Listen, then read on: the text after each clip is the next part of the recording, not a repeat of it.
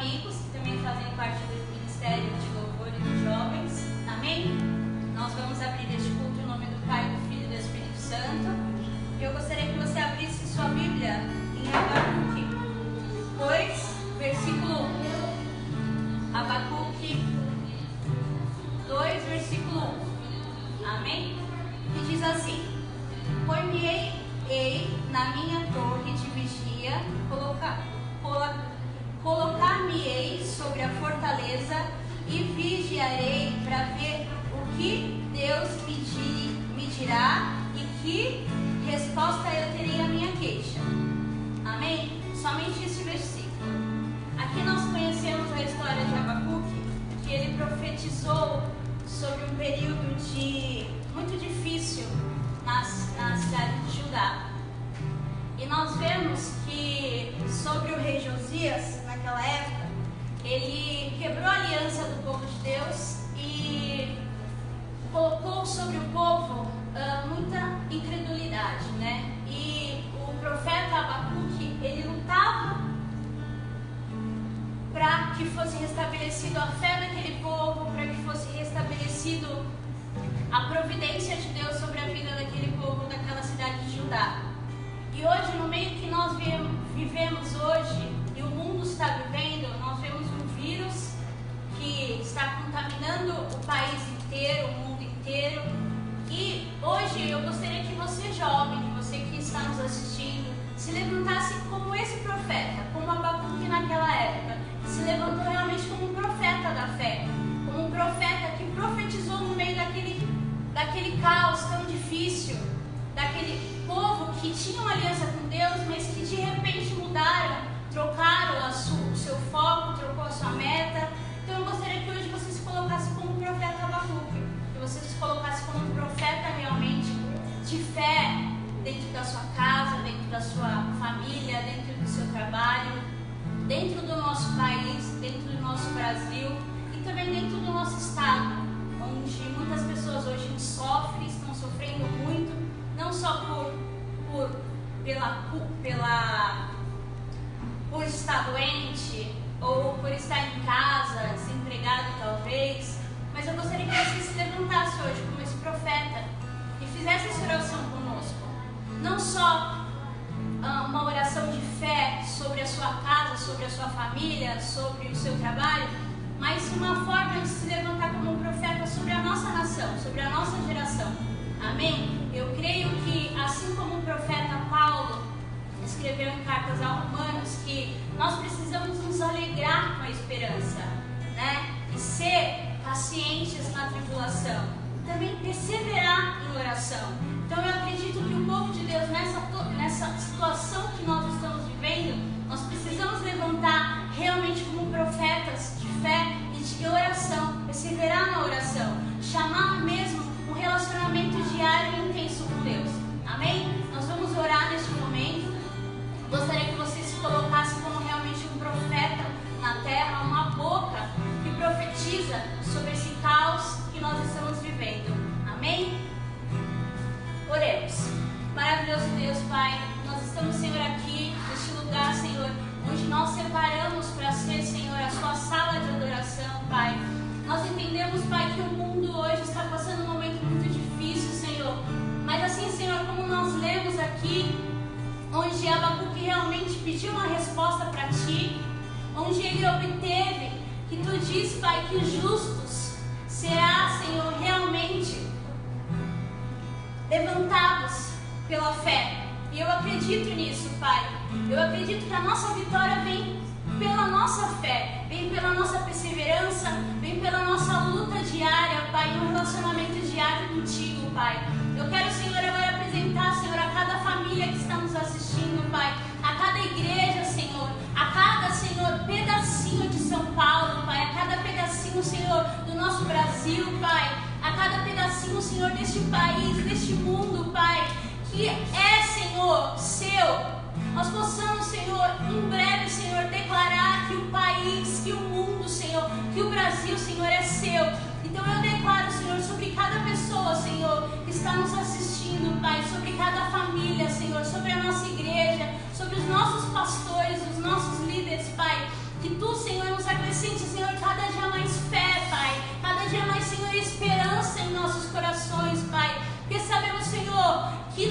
somos justos, Pai. Nós sabemos, Senhor, que a nossa oração tem poder, Senhor. Nós acreditamos e confiamos, Senhor, no Teu amor, Pai. Nós confiamos, Senhor, na cura, Senhor, para esta nação, Pai.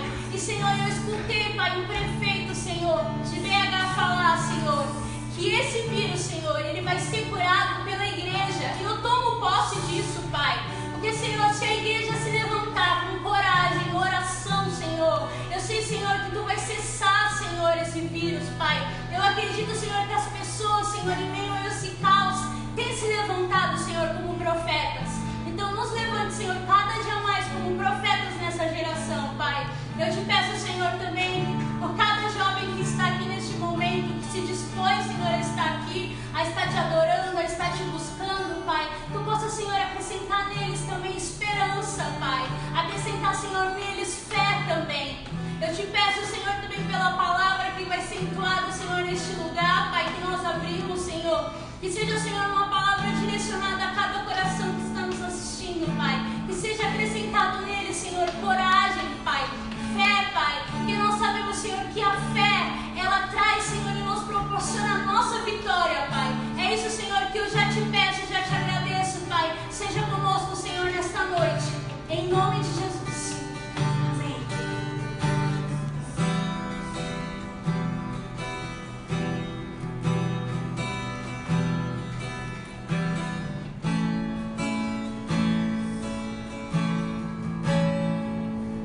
O que posso ver se não um vale de ossos secos?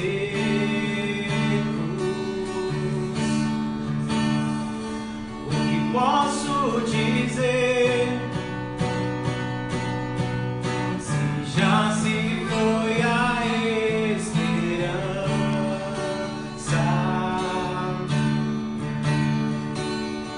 Nós sabemos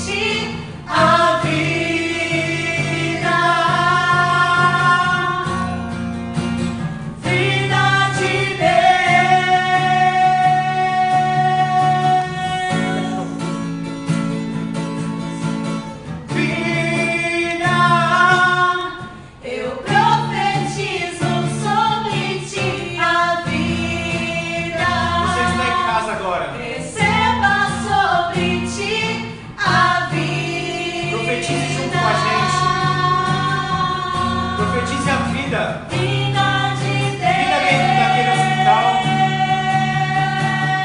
Vida para aquelas pessoas que estão ali necessitadas. Vida para aqueles que estão diagnosticados com esse vírus. Vida sobre o país onde você vive. Vida no estado, no bairro onde você vive. Vida pelo mundo afora. Porque como a Nayara falou, só Deus para mudar essa situação. Ressuscita, ó terra que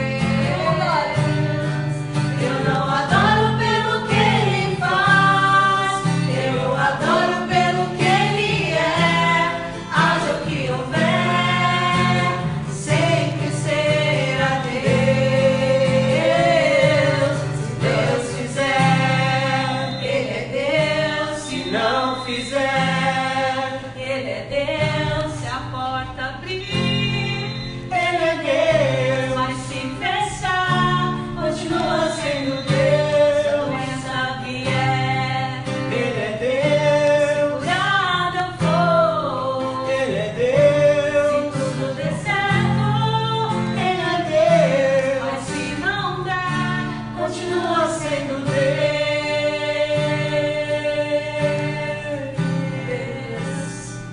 Te agradecemos, Senhor. Te louvamos, ó Pai. Aleluias. Aleluias.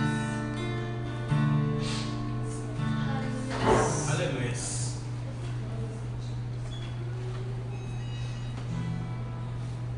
Que situação, né? Estamos passando.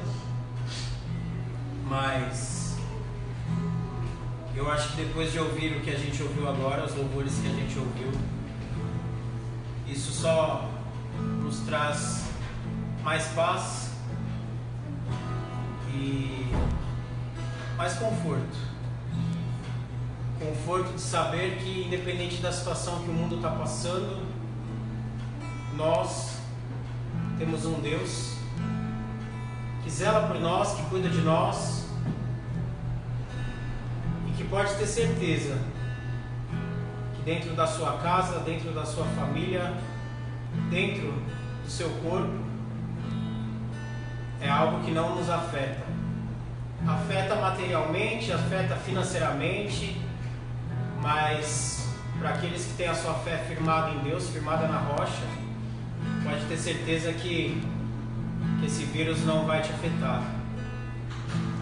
E engraçado, né, que com tudo isso que tem acontecido, essa questão de quarentena e tudo mais, a gente acaba observando e lendo muitas coisas, e o que eu tenho mais visto é muita gente colocando muito versículo, muita gente colocando muitas palavras na internet, muita gente querendo falar alguma coisa, fazer alguma coisa, e até que ponto tudo que está sendo feito vai ser mantido? Tudo aquilo que você tem escrito, talvez, tudo aquilo que talvez você tenha compartilhado, será que isso daí você vai manter depois que essa quarentena acabar? Porque é muito fácil no momento de, não de desespero, mas no momento onde você é obrigado a ficar dentro de um quarto, dentro de uma casa, você se achegar mais a Deus, ou se achegar e ter um contato um pouco maior com algumas coisas. Mas eu creio que Deus, Ele criou essa situação, porque nada que acontece no mundo, nada que acontece na minha vida, na sua vida, nada é por acaso. Tudo tem a mão e a permissão de Deus. Então eu creio que isso que nós estamos passando é algo que Ele criou, é algo que Ele permitiu para às vezes testar a nossa fé, às vezes testar o nosso relacionamento com Ele, para saber até que ponto você está disposto a confiar, a acreditar, a crer na promessa que Ele tem sobre a sua vida, independente da situação. Porque hoje a gente passa por uma situação que a gente não sabe o que vai acontecer no dia seguinte. Hoje estamos passando por um problema que a gente não sabe o que vai acontecer daqui a uma semana. Mas se você crer que a promessa que Deus fez na sua vida, independente da situação que você está vivendo no momento, se você crê que ela vai se cumprir, você não vai ligar para o que está acontecendo. A preocupação ela vem, a dor de cabeça vem, né? A gente não sabe como que vai pagar uma conta, principalmente para quem está sem trabalhar. Tem diversos fatores. Mas se você crê na promessa que foi feita, pode ter certeza que um dia ela vai se cumprir. E da mesma maneira que Deus prometeu a Abraão e jurou por ele mesmo, que ele olhou para a terra ali e ele não viu uma alma, um ser ali que ele pudesse jurar por aquela pessoa, para que as promessas da vida de Abraão fossem cumpridas, Ele também fez uma promessa sobre a sua vida. E essa promessa ele fez jurando em cumprir, em você conquistar essa promessa. Ele jurou por ele mesmo. Então tenha certeza que a promessa sobre a sua vida ela vai ser cumprida porque ele prometeu. Não foi o vizinho, não foi o médico, não foi o prefeito, não foi o presidente, foi Deus que prometeu. E estamos falando para jovens. E eu uma vez escutei um jovem falar: pô, mas eu não tenho idade para assumir às vezes um ministério, eu não tenho idade para estar adorando a Deus em cima lá no púlpito, eu não tenho idade para evangelizar. Mas eu tenho uma pergunta para fazer para você, que talvez ache que não tenha idade. Você sabe qual era a idade dos discípulos de Jesus? Jesus foi o primeiro líder de jovens que existiu na face da terra. Jesus tinha 33 anos quando foi morto. E o discípulo dele mais velho, diz, os historiadores, os teólogos, que o discípulo mais velho dele era Pedro, com aproximadamente 30 anos. Hoje vivemos num mundo onde até 35 anos você é considerado um jovem adulto. Então, não existe idade. Não existe idade para você adorar a Deus. Não existe idade para você assumir um ministério. Não existe idade para você ir na rua evangelizar. Não existe idade para você se achegar a Deus. Basta que você busque. Existe isso, uma busca. A partir do momento que você buscar, não importa a idade que você tenha, busque, se coloque na brecha e deixa Deus te usar. E a gente pode perceber isso, a questão da idade, em várias passagens. Uma delas que eu quero compartilhar com vocês está em João, capítulo 21, versículo número 5. É uma frase, uma linguagem muito usada na época, que a gente vê pela Bíblia inteira, principalmente nos capítulos que falam sobre Jesus, sobre tudo que Jesus fez na terra, e muito dos capítulos, dos versículos que mostram Jesus falando, a gente percebe esta linguagem, tá? Perguntou-lhes Jesus: filhos, tendes aí alguma coisa de comer? Perguntou-lhe Jesus: filhos. E muitas das pregações, muitos dos pastores que a gente ouviu durante a nossa vida, esse filhos, às vezes ele nos remete, na maioria das vezes, ele nos remete a apenas o pai falando com o filho. Mas esse filhos, na época, ele era utilizado quando você se retratava, quando você falava com alguém que era mais novo do que você. Da mesma maneira, nós vamos ver em Marcos, capítulo 9, versículo 42. E quem fizer tropeçar a um destes pequeninos crentes, melhor lhe fora que se lhe pendurasse ao pescoço uma grande pedra de moinho e fosse lançado ao mar. Mas presta atenção na palavra. E quem fizer tropeçar a um destes pequeninos. Se a gente parar para estudar um pouquinho, esse pequeninos também era uma linguagem muito utilizada para quem tinha uma idade menor do que a sua. Então você se retratava, ou você conversando com alguém na rua, naquela época que tivesse uma idade menor do que a sua, você chamaria a pessoa de pequenino, você chamaria a pessoa de filho. Então a gente consegue perceber que assim, Jesus ele tinha ao lado dele 11 apóstolos, 11 discípulos, que dizem as histórias, dizem os livros, É lógico, a gente não consegue mensurar isso e não consegue dar uma data e uma idade exata para todos. Mas todos os historiadores falam dentro de 21 anos até 30. Existem alguns que falam até que Pedro era o mais velho com 30 anos, João Batista 25 anos, e abaixo de João Batista todos os outros tinham menos do que 20 anos de idade. E se a gente parar para observar a questão da passagem onde Jesus entra no templo junto com os seus discípulos, não é apenas com Pedro, e ele paga o imposto devido apenas dele e de Pedro.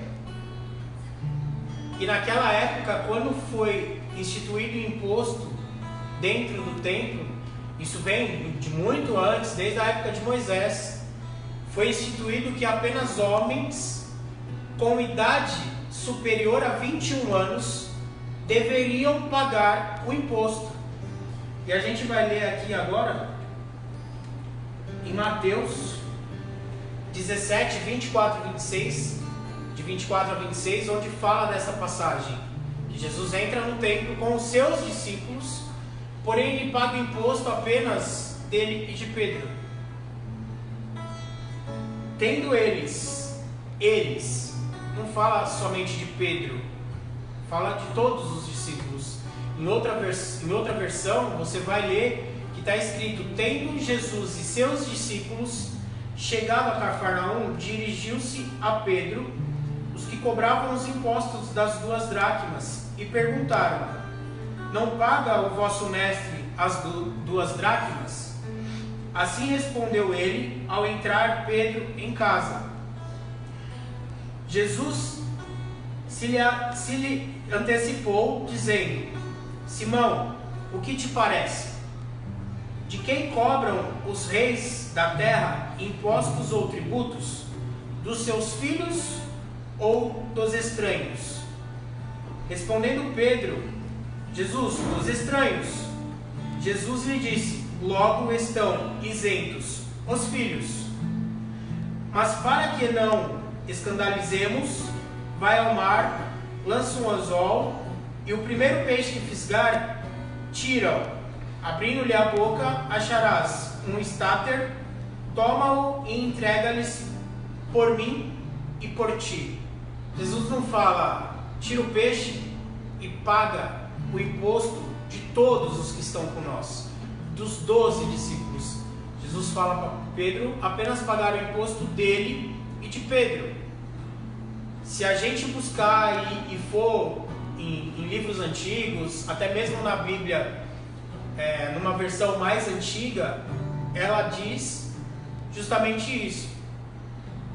Um homem acima de 21 anos deveria e era obrigado a pagar o imposto.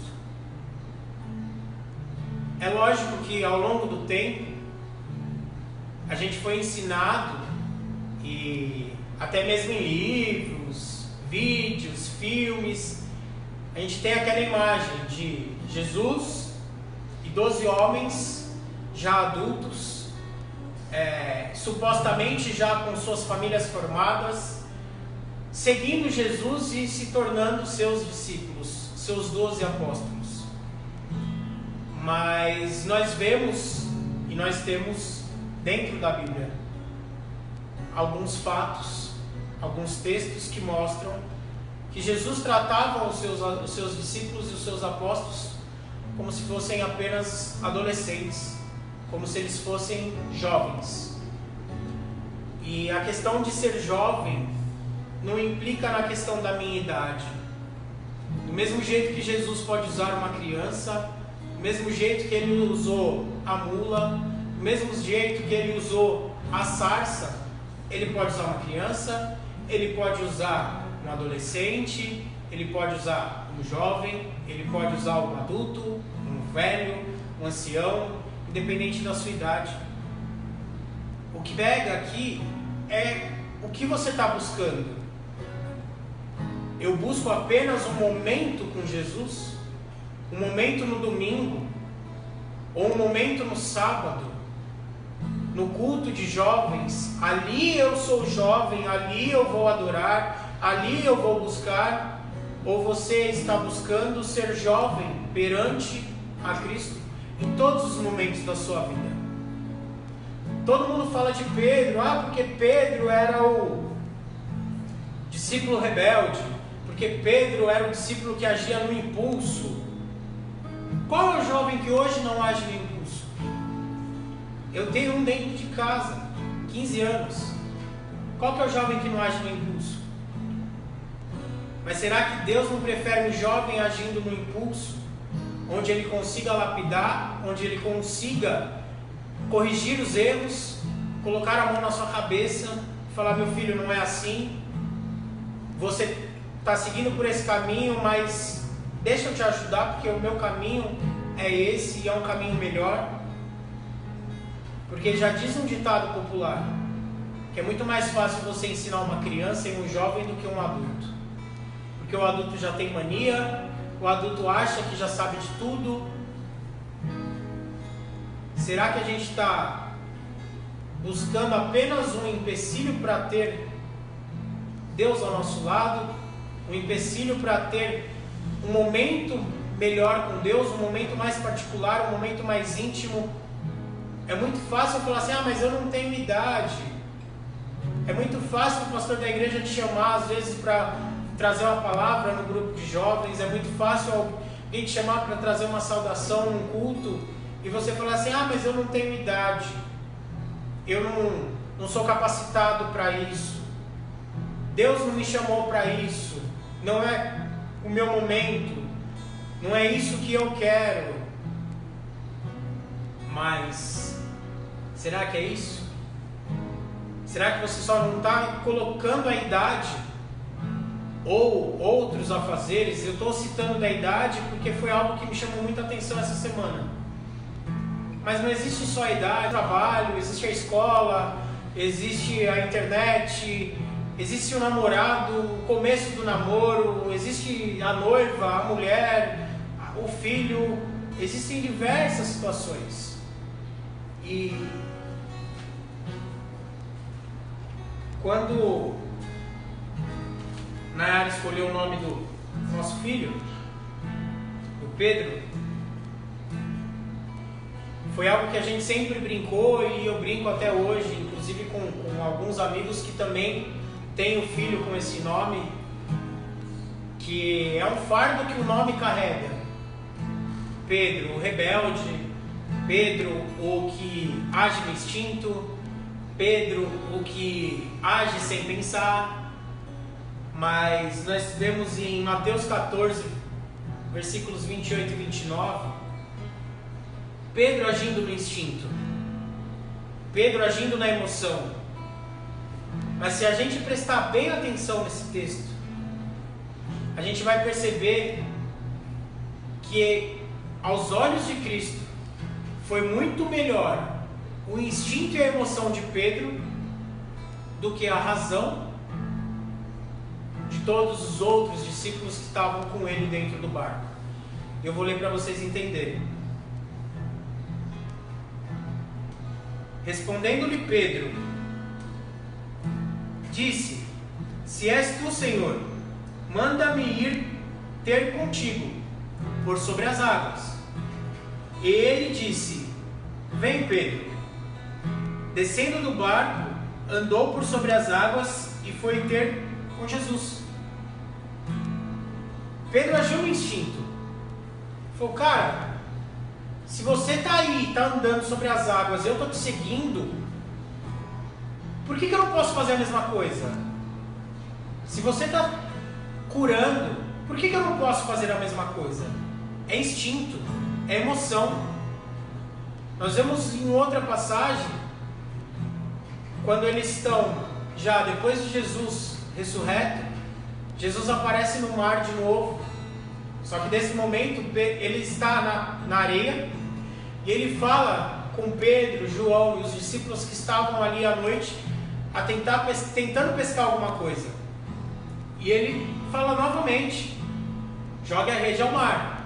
do lado direito, todo mundo no barco fica, nossa, será que é ele? Será que é Jesus? Será que é ele, gente? O que a gente faz? Só que quando João, após eles pescarem e quase não conseguirem trazer a rede para o barco, João fala, é ele. Apenas isso. E Pedro novamente age no instinto. Pedro age na emoção, se lança ao mar para ter um encontro com Cristo. Ele é o primeiro a chegar até onde Jesus estava. Se a gente para ler e usar um pouco de imaginação, é algo surreal você imaginar alguém se jogando no mar à noite, de madrugada, enfim, de dia, não importa o horário. Mas, independente se é pescador ou não, às vezes uma situação, ele podia ter tido cãibra, ele podia, sei lá, eles estavam onde tinha peixe, a gente não sabe os peixes da região, ele podia estar num lugar onde ele podia ter sofrido um acidente, um peixe comido ele. Usa a sua imaginação. E Pedro fez o quê? Ele se lançou ao mar. Ele foi encontrar Jesus. Ele não esperou aquele tempo de, não, gente, vamos remar, a gente vai chegar até lá. Não, ele se lançou. E não importa a idade, não importa porque ele era o mais velho, ele era o mais velho e ele era o mais emotivo da história.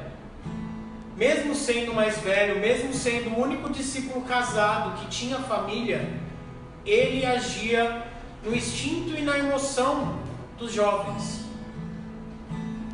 E hoje eu pergunto para você, você que é jovem, de que maneira que você está agindo? Será que você está agindo só na emoção? Será que você está usando essa emoção para se achegar a Deus? Será que você está usando essa emoção apenas para ter um momento com Deus e no dia seguinte esse momento ele acaba, devido a todas as circunstâncias, devido a toda a situação, ele acaba acabando?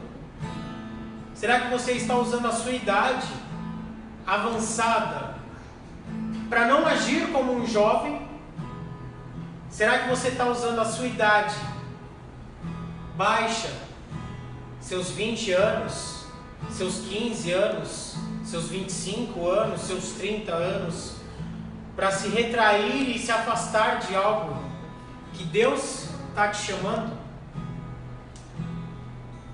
Será que você não está usando de uma situação que aconteceu com você, de algo que aconteceu dentro da sua igreja, do seu ministério, para se afastar de Deus?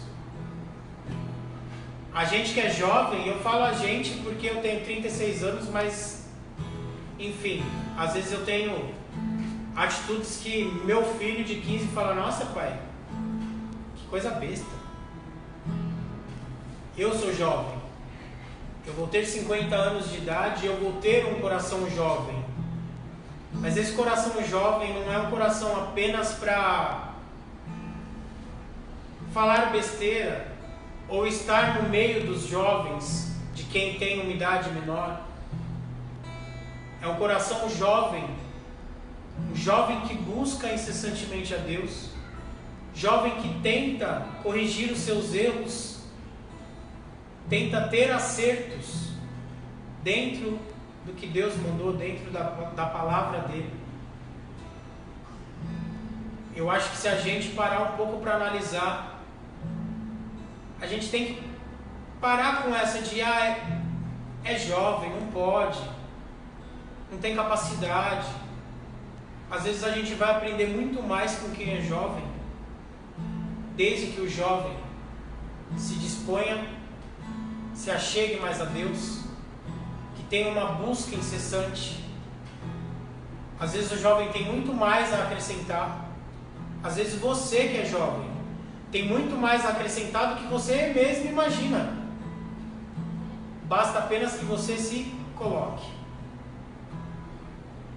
Hoje é um culto de jovens e algo que foi comentado aqui antes do culto começar, a pessoa mais jovem aqui em idade é a filha do Helder que está ali.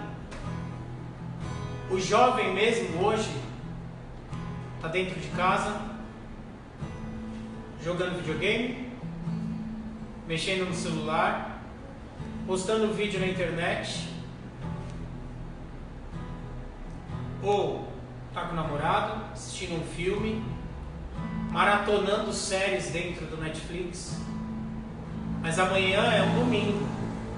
Aí domingo o jovem lembra que ele precisa buscar a Deus. E aí nessa situação não é a idade que conta. Nessa situação não é eu não tenho oportunidade de fazer alguma coisa na igreja. Neste caso, é você que está se excluindo. E você não está buscando. Você não está se colocando. Se coloca na brecha. Deus, o que eu faço? Como que eu me coloco? De que maneira eu ajudo? O Ministério de Jovem está aí para isso. Para evangelizar, para ter um culto todo sábado. Necessariamente não precisa ser um culto. Pode ser isso aqui que nós estamos fazendo. Uma reunião com todos. Posta na internet essa reunião, um bate-papo. Chama alguém para conversar. Eu tenho mais intimidade com o pastor fulano. Eu tenho mais intimidade com o evangelista tal da igreja. Vamos chamar ele, vamos tirar algumas dúvidas. É apenas um bate-papo e às vezes nesse bate-papo você consegue se achegar a Deus de uma maneira muito mais forte, de uma maneira às vezes muito mais íntima do que um culto. Deus ele manda que você se tranque no secreto para ter intimidade com Ele. Mas Deus ele fala, andemos de 2 em 2, para que se um caia, o outro levante. E se esse que te levantou hoje, amanhã cair, você vai estar junto com ele e vai levantar também. E assim você consegue ter uma caminhada, e assim você consegue ter um contato mais vivo, uma coisa mais íntima com Deus. Porque sozinho é difícil, sozinho é complicado. O mundo ele tira a nossa atenção disso. Então não deixe. Se você sabe que você tem esse chamado, se você sabe que você talvez já tenha tido essa intimidade, ou se você não sabe, mas você deseja, se em algum momento da sua vida você já desejou ter essa intimidade, busque. Chame alguém para te ajudar. Chame um pastor, chame um missionário, evangelista, chame alguém que você às vezes tenha mais intimidade. Ah, eu não quero falar com fulano porque eu não tenho intimidade com ele. Não tem problema. Às vezes Deus vai usar aquele que está mais próximo de você, mesmo ele não sendo um pastor, mesmo ele não sendo um missionário, um evangelista. Se ele estiver na brecha, pode ter certeza, não importa a idade, não importa o cargo, Deus vai usar ele para fazer com que você se achegue mais a ele. Estamos vivendo em quarentena. Quarentena do mundo. Não quarentena de Deus. Não quarentena da igreja. Porque a igreja não é apenas 4 paredes. A igreja sou eu, é você, todos nós que estamos aqui. Não precisa necessariamente esperar na terça, na quinta, no sábado e no domingo para você ter um culto de adoração a Deus. Você pode estar na sua casa e só simplesmente pegar o telefone. O WhatsApp está aí para isso. Não é só para ficar mandando recadinho para aquela pessoa que te magoou e você manda aquela indireta sem postar o nome de ninguém. Ou então para ficar mandando memezinho de fulano que caiu e o outro deu risada. O WhatsApp está aí para isso. Chamada de vídeo. Pô, eu estou passando por uma dificuldade, um problema que eu não sei como resolver. Liga para aquela pessoa. Você sabe para quem ligar. E aí ali, os 2, os 3, os 4, não sei. Depende da sua intimidade com a pessoa. Vocês vão ter um momento, lê a palavra, troca uma ideia, conversa do que está acontecendo. Uma oração. dentro desse cenário vale muito mais do que uma palavra do prefeito, uma palavra do médico, uma palavra de alguém que talvez você só conheça pela internet. Às vezes essa pessoa que você conhece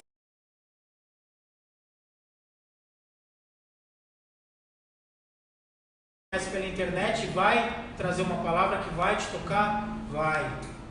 Vai, porque Deus ele age de diversas maneiras.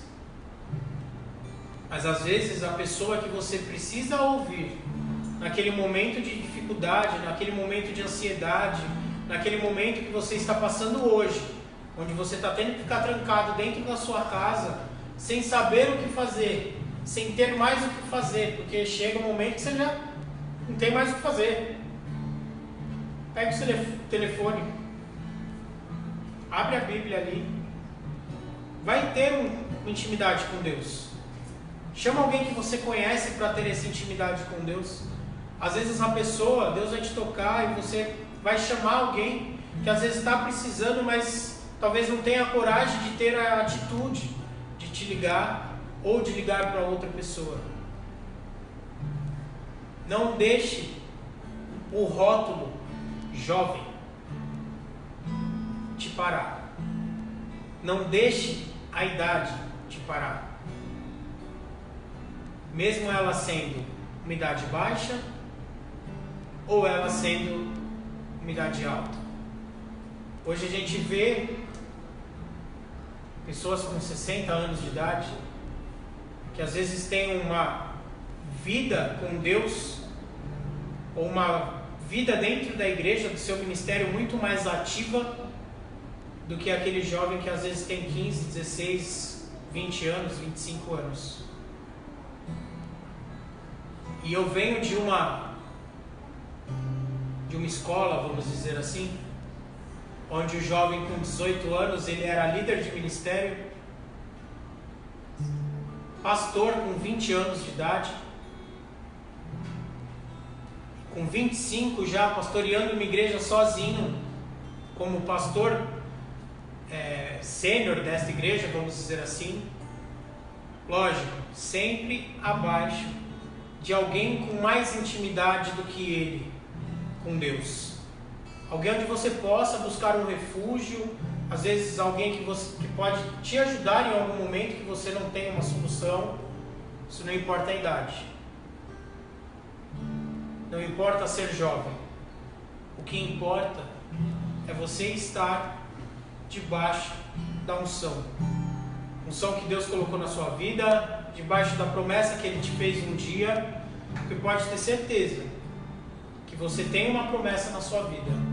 Você tem um chamado na sua vida. Por mais que às vezes você não saiba desse chamado.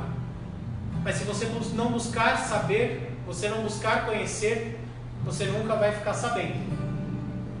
É a mesma história do pastor que no dia do juízo final virou para Deus e falou: nossa Deus, mas eu ganhei muitas vidas para você. E Deus fala para ele: mas esse não era o seu chamado. Você era um pastor, mas eu te chamei para ser apenas um evangelista dentro da sua casa, dentro da sua família.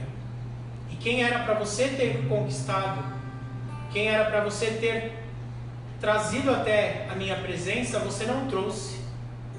Você trouxe muitas vidas, mas aquela para quem eu te chamei se perdeu. Então às vezes pode ser que você não saiba qual é o seu chamado, mas busque saber, busque ter uma intimidade com Deus. E a partir do momento que você começar a ter uma intimidade dia a dia, Daniel era um jovem. Dizem que Daniel tinha 20 anos de idade. E ele se achegava a Deus incessantemente 3 vezes ao dia. Se achegue mais a Deus. Deixe Ele queimar dentro de você de uma maneira que você não vai conseguir ficar calado, de uma maneira que você vai conseguir passar por um mendigo na rua e quando ele esticar a mão para você e te pedir ajuda, te pedir dinheiro, você vai fazer como Pedro fez. Eu não tenho para te dar o que você está me pedindo, mas o que eu tenho para te dar, eu te dou.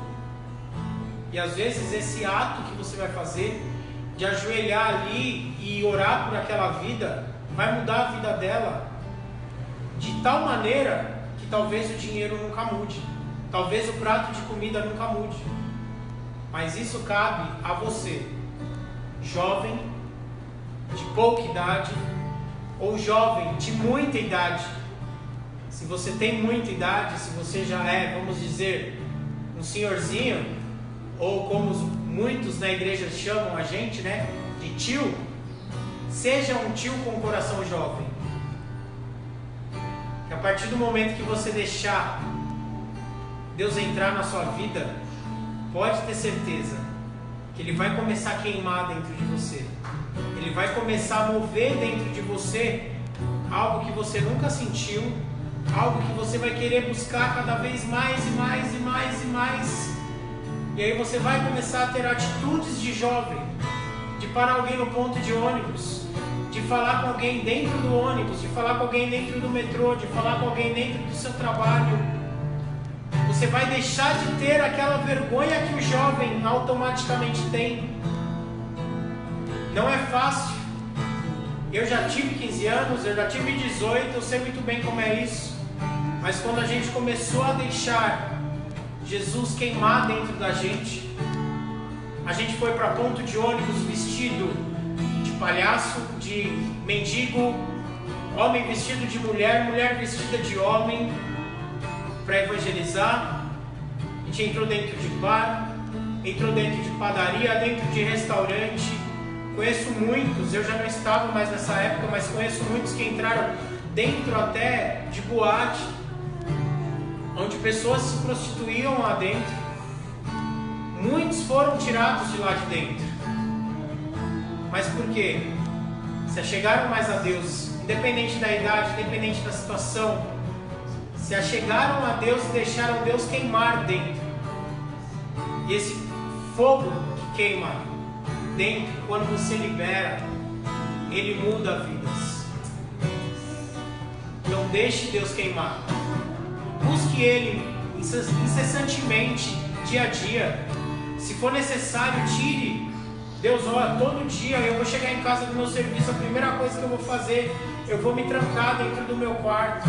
Ou então eu vou para a casa de fulano, ou então dentro do meu quarto, mas eu vou falar com fulano e eu vou ter um minuto de busca. A partir do momento que você deixar isso acontecer, pode ter certeza que quando você chegar na minha idade de tiozinho, quando você chegar na idade do pastor, você ainda vai ter um coração jovem, você ainda vai deixar com que esse coração e esse mover de Deus te leve a fazer coisas que muitas vezes o jovem vai estar do seu lado e não vai estar fazendo. Então não é um culto, é mais um bate-papo. Algo que Deus colocou no meu coração essa semana. A gente tem visto muitos jovens fazendo, mas muito mais jovens não fazendo nada. E Deus não quer isso para a sua vida. Deus quer que você se levante, se coloque na brecha, e Ele vai te usar, e Ele vai fazer você mudar a história da sua casa, da sua família, da sua escola, do seu trabalho, do seu bairro, quem sabe, do seu estado, do seu país. Eu não sei qual é o chamado que Deus tem para a sua vida, mas às vezes Deus te chamou para levar a palavra dEle e Ele só está esperando que você se coloque na brecha. Então, se agarre nisso, se agarre na palavra. Do mesmo jeito que Pedro se agarrou e Jesus falou, venha, Pedro foi. Pedro caiu? Caiu. Você vai cair? Vai cair. Pode ter certeza disso. Mas se você cair e você estiver andando de 2 em 2, esse que está ao teu lado te levanta. Se você levantar, no dia que ele cair, Deus te dá sabedoria e você ajuda ele a levantar. E assim vocês vão vivendo uma vida com Deus. Amém? Receba essa palavra, receba esse conselho e busque mais a Ele. Busque mais a Ele, que você vai ter certeza que a situação da sua vida ela vai mudar completamente. Amém? Glória a Deus pela sua vida. Nós te amamos em Jesus.